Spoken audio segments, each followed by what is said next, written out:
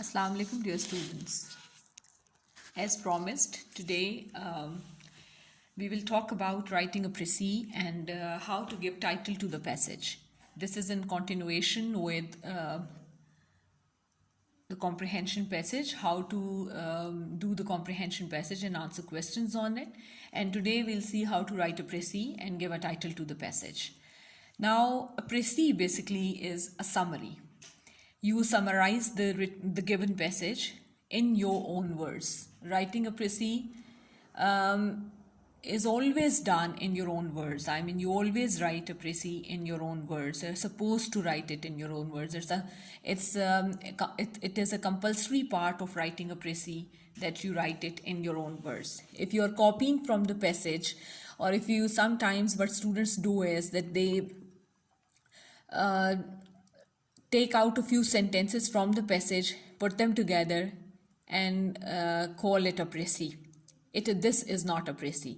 A précis is basically a précis is such a summary of the passage where you are using your own words and giving the main idea of the whole passage.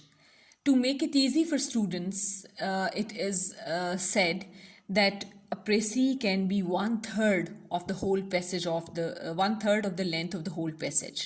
अगर for example अगर आपका passage 90 words का है तो आपने उसको अगर 30 words में समराइज 90 के जो 3 पार्ट्स हैं यानी 1/3 ऑफ 90 वुड बी 30 वर्ड्स, तो आपने उस पैसेज को 30 वर्ड्स में उसको समराइज कर देना है. That will be called a précis. Summarise करने के लिए सबसे अच्छी बात जो है वो ये है, जो इसका डू है वो ये कि आपने जैसे कि हमने keeping the last video in mind जो आपने एक प्रोसेस डेवलप किया था क्वेश्चंस को आंसर करने के लिए and to comprehend and to understand the passage, the overall meaning of the passage. तो by the time you are attempting the précis question you have already reached, you can say you have already read the passage around 4-5 times, so you have already answered many questions on the passage, at least 2 to 3 questions on the passage, so you have a fair idea about the passage. जब आप summary précis लिखने लगें तो उसका एक तरीका ये होता है कि आप एक दफ़ा दोबारा पैसेज पर नज़र डाल लें. You already understand the passage, you have already read it many times, so now while you are writing, you are about to write a précis, passage is no more new to you, it's not unfamiliar to you. तो आपने अब ये करना है कि एक दफ़ा finally passage को पूरा पढ़ लें या एक नज़र उसको स्किम कर लें और उसके बाद अपने सामने से उस पैसेज को हटा दें, or whatever details come to your mind and you think that they are necessary details, these are few things that the passage is generally about. जो उसकी gist है पैसेज की, जो उसका crux है, उसको स्टेट कर दें इन योर ओन वर्ड्स. अगर आप पैसेज को, जो इसका डोंट है वो ये है कि नॉर्मली स्टूडेंट्स क्या करते हैं कि पैसेज को सामने रखा, पहली 3 लाइनें पढ़ी, उनको एक लाइन में समराइज कर दिया, फिर 3 पढ़ी. इस तरह नहीं होती समरी में आप जो आपका मेन सोर्स ऑफ जो मेन पीस ऑफ राइटिंग है, टेक्स्ट है, उसको आप अपने सामने से हटा देते हैं. हाँ, आप ये ज़रूर कर सकते हैं कि précis लिखने से पहले उन लाइंस को अंडरलाइन कर लें, उन सेंटेंसेस को अंडरलाइन कर लें जिनमें आप समझते हैं कि main idea has been carried, जो कि मेन आइडिया के बारे में है, जो मेन टॉक हुई है, जो मेन टॉपिक टच हुआ है इन दैट पैसेज, जो 2-3 मेन बातें हुई हैं, जो मेन फोकस हैं उस पैसेज का, उनको अंडरलाइन कर लें. बाकी जो सपोर्टिंग डिटेल है वो आपको आपके जहन में ऑलरेडी होगी, तो बस उन जो आपने अंडरलाइन की हैं फ्यू सेंटेंसेस, उनको एक दफ़ा पढ़ लें अच्छी तरह और उसके बाद उनको अपनी आंखों के सामने से हटा दें and then go about writing the same thing in your own words. ये याद रखें कि कभी भी ऐसा नहीं हो सकता that if you have to write a précis इन 30 वर्ड्स, तो आप जब फर्स्ट अटैम्प्ट में ही लिखेंगे तो वो फ़ौरन ही जब आप काउंट करेंगे तो वो 30 वर्ड्स होंगे. आपको हमेशा उसको अडेप्ट करना पड़ेगा. So it would be a good idea if you have time to write a précis on a separate page, कहीं रफ में अपने पास पहले लिख लें, फिर उसको ठीक ठाक कर लें, उसका नंबर ऑफ़ वर्ड्स काउंट कर लें. अगर नंबर ऑफ़ वर्ड्स कम है या ज़्यादा है उसको अकॉर्डिंगली कर लें, जिस तरह भी आप करना चाहें उसको मैनेज करें. और फिर जब वो फाइनल आपकी जो नंबर ऑफ़ वर्ड जो होना चाहिए, जो आइडियली précis का 1/3 of the length of the passage होना चाहिए, जब वो उसके करीब हो जाए, +- 3 वर्ड्स आप कर सकते हैं, तो फिर आप उसको या 3-4 लफ्ज़ कम हो या 3-4 ज़्यादा हो तो उससे फ़र्क नहीं पड़ता, और उसके बाद आप उसको नीट में कॉपी कर लें। तो ये 2-3 चीज़ें जो आपने जहन में रखनी है, एक ये समरी है, दूसरा समरी लिखते वक्त आप जो सपोर्टिंग डिटेल है उसको उस पर फोकस नहीं करते, बल्कि आपका मेन फोकस क्या होता है, मेन डिटेल्स जो उनके जो उसका जो वो sentences that are carrying the main meaning, the main idea, the main focus of the passage, उन लाइंस को आप अपने जहन में रखें और उनके मुताबिक आप चलें। एक तो आपने ये काम करना है। दूसरा आपका इसमें बहुत इम्पॉर्टेंट एक काम ये है कि आपने जब आपने ये सारा काम किया तो ये याद रखें कि जो समरी आपने डेवलप की है वो 1/3 of the length of the original passage होनी चाहिए। और तीसरे ये कि उसमें बजाय क्या चीज़ें हैं जो आप एक्सक्लूड कर सकते हैं। देखिए, सपोर्टिंग डिटेल के अंदर डिस्क्रिप्शंस आ जाती हैं, सपोर्टिंग डिटेल्स के अंदर मेन आइडिया की एक्सप्लेनेशंस आ जाती हैं, सपोर्टिंग डिटेल के अंदर आपके पास मेन आइडिया का जो मेन फोकस है वो आ जाता है, सपोर्टिंग डिटेल के अंदर आपका जो एग्जाम्पल्स हैं वो आ जाते हैं। तो ये जितनी चीज़ें हैं ये सब की सब एक्स्ट्रा हैं, और इनको आप कोशिश करें कि एलिमिनेट कर दें while you're writing a précis. While you're writing a précis, eliminate all that detail that was used as a supporting detail. आपको सिर्फ मेन आइडियाज़ पे रहना है, उन 2-3 मेन बातों पे जो पैसेज के अंदर की गई हैं। और एक बहुत ज़रूरी बात है कि आपको you have to write in your own words, precis in your own words. Otherwise अगर आपने पूरे सेंटेंसेस वहाँ से कॉपी करके लिख लिए हैं तो वो फिर ऐसे ही है जैसे आपने प्रेसी नहीं लिखी, because that is completely discredited, उसके कोई मार्क्स नहीं होते। This much for प्रेसी।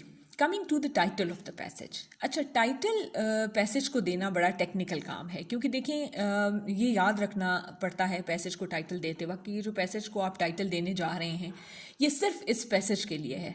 मतलब ये कोई पूरा एसे या पूरी किताब नहीं है जिसका आप टाइटल लिखने जा रहे हैं। तो क्योंकि उस सूरत में जब आप किसी बड़े पीस ऑफ राइटिंग को, एक पूरी किताब को, एक पूरी पोएम को, एक पूरे ऐसे या स्टोरी को when you going to give a title, that is a bit easier, क्योंकि कहीं ना कहीं वो आपको मेन थीम पता चल जाएगा और आप उससे रिलेट कर देंगे टाइटल को। अब होता यह है कि अगर टाइटल जो है आपका वो सिर्फ कुछ लाइनों का टाइटल है, यानी एक पैराग्राफ को टाइटल करना है, तो बड़ा ही you have to be very very specific. Normally देखा गया है that students give a very generalised title to the passage, जो कि एक अच्छी प्रैक्टिस नहीं है। फॉर एग्जांपल, अगर एक आदमी ने अपना एक पैराग्राफ में बताया कि उसे ट्रैवलिंग पसंद है या नहीं पसंद, या अपना कोई एक्सपीरियंस बताया है ट्रैवलिंग का, तो नॉर्मली स्टूडेंट्स उस पूरे पैसेज को वो दे देते हैं टाइटल ट्रैवलिंग। तो अब ट्रैवलिंग तो एक बहुत बड़ा सब्जेक्ट है, ट्रैवलिंग तो इतना बड़ा सब्जेक्ट है कि उसके अंदर सब डिविजन्स हो सकते हैं, ट्रैवलोग्स आ सकते हैं और बहुत सी चीज़ें आ सकती हैं। तो ट्रैवलिंग बहुत जनरलाइज्ड टॉपिक है जो आप एक पैराग्राफ को नहीं दे सकते। तो आपने स्पेसिफिक डिटेल जो है, जो स्पेसिफिकली बात हुई है उसी पे फोकस करना है, जो ख़ास, जैसे फॉर एग्जांपल अगर किसी ने अपने किसी ट्रैवलिंग एक्सपीरियंस के बारे में आपको बताया, तो आप लिख सकते हैं माई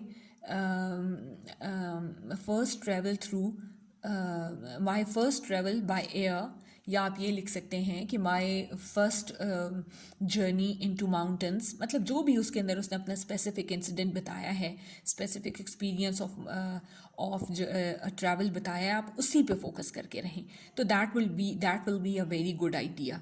तो जितना ज़्यादा स्पेसिफिक हो जाएगा टाइटल उतना ही अच्छा होगा, लगेगा कि आपने इस पैसेज को पढ़ के इसको टाइटल दिया, इसको समझ के इसको टाइटल दिया। ये नहीं कि बस ट्रैवलिंग का वर्ड उसमें चूंकि बार बार यूज़ हुआ था तो आपने उसमें से वो एक लफ्ज़ निकाल के दे दिया। तो ये बहुत ज़रूरी है कि आप जब आप टाइटल दें तो it must be applicable to the whole passage, not just to a sentence or two of the passage. ये भी कभी स्टूडेंट्स करते हैं कि जो वो टाइटल बनाते हैं वो सिर्फ किसी एक या दो सेंटेंसेस पे एप्लीकेबल होता है, बाकी पैसेज से उसका कोई ताल्लुक नहीं होता। तो ऐसा आपने नहीं करना। You have to give a title that is applicable and related to the whole passage, and that relates to the central idea of that passage too, and that is very specific, only related to that one paragraph। तो एक तो ये है। दूसरा, title को लिखने में बहुत सी चीज़ों का ध्यान रखना पड़ता है। टाइटल का क्वेश्चन नॉर्मली आखिरी क्वेश्चन होता है, लेकिन मैं स्टूडेंट्स को हमेशा कहती हूँ कि एक अच्छा तरीका ये है कि क्योंकि प्रेसी और टाइटल का क्वेश्चन एक ही होता है, एक ही क्वेश्चन में दोनों बातें पूछी गई होती हैं, तो एक तरीका ये भी होता है कि आप पैसेज के ऊपर जब प्रेसी लिखने लगें, प्रेसी वाला क्वेश्चन जब आप अटेम्प्ट करने लगें, नॉर्मली होता है write a precis of the passage and give it a title to.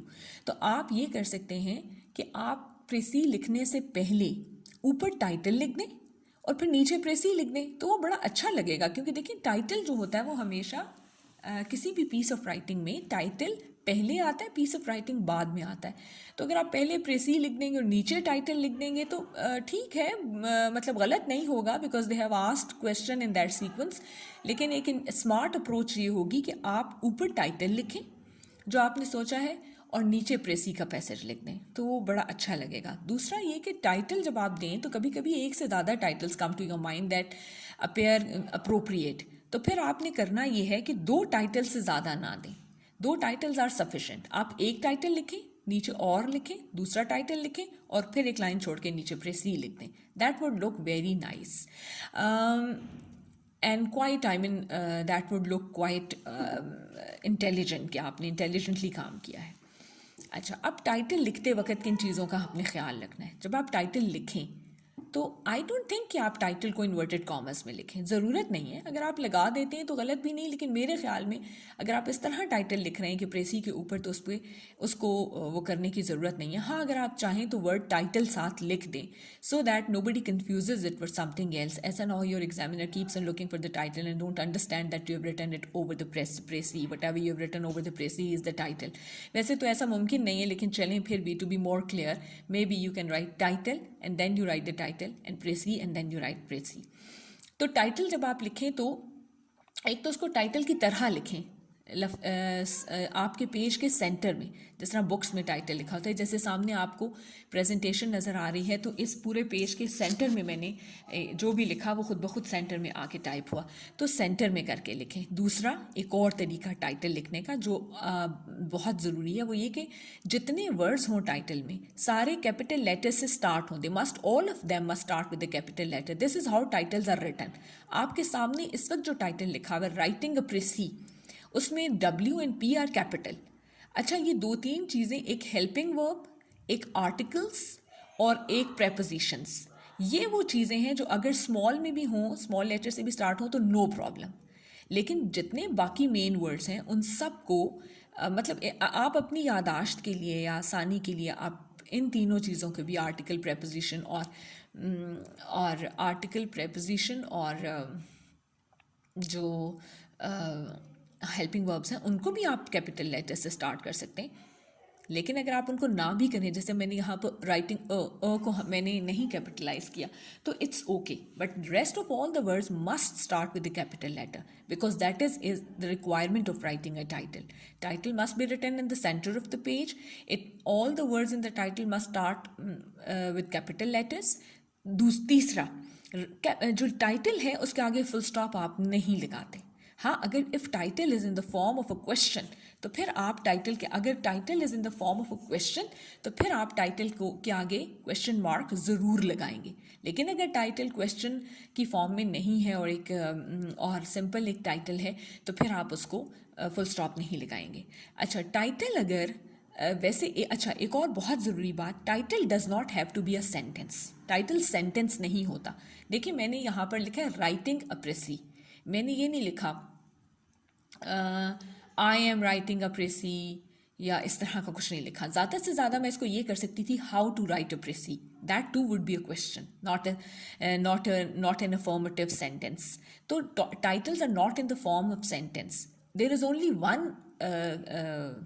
one method through in which there's only one method in which a title can be a sentence, and that is if you are giving a title of a proverb. let's say आप एक title बना रहे हैं haste makes waste, या आप एक title बना रहे हैं कोई भी जो हमारे फेमस प्रोवर्ब्स हैं, अगर आप उनके ऊपर टाइटल बना रहे हैं, आप किसी बहुत फेमस कोटेशन के ऊपर टाइटल को टाइटल के तौर पर यूज़ कर रहे हैं, then they can be sentences, but even then you will not put a full stop after them.